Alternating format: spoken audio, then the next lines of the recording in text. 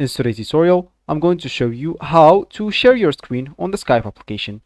So first of all, of course, all you need to do, just go and open the Skype application if you already have it downloaded on your PC before.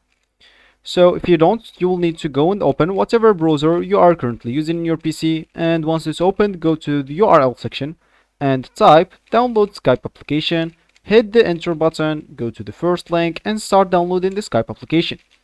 Of course, once it's downloaded, you will need to install it and open it up.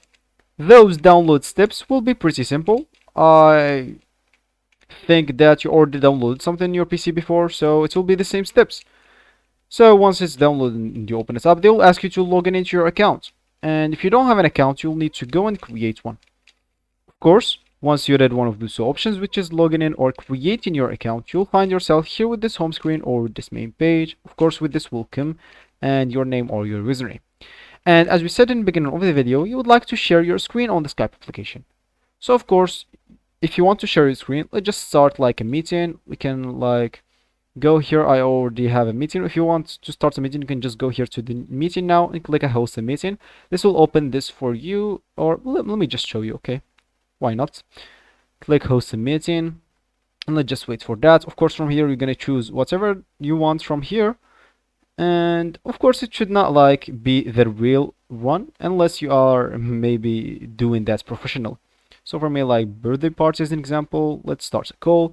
And from here, if you want to share your screen, simply you will need to go at the bottom right corner and click at this option share screen. Here they're gonna give you if you have two monitors, as you can see, they're gonna give you which monitor you want to share or which window you want to share. Of course, choose whatever you want, and once you're done, you can even choose if you want to share with sound or not. Choose whatever you want and click at share screen and you will be good to go.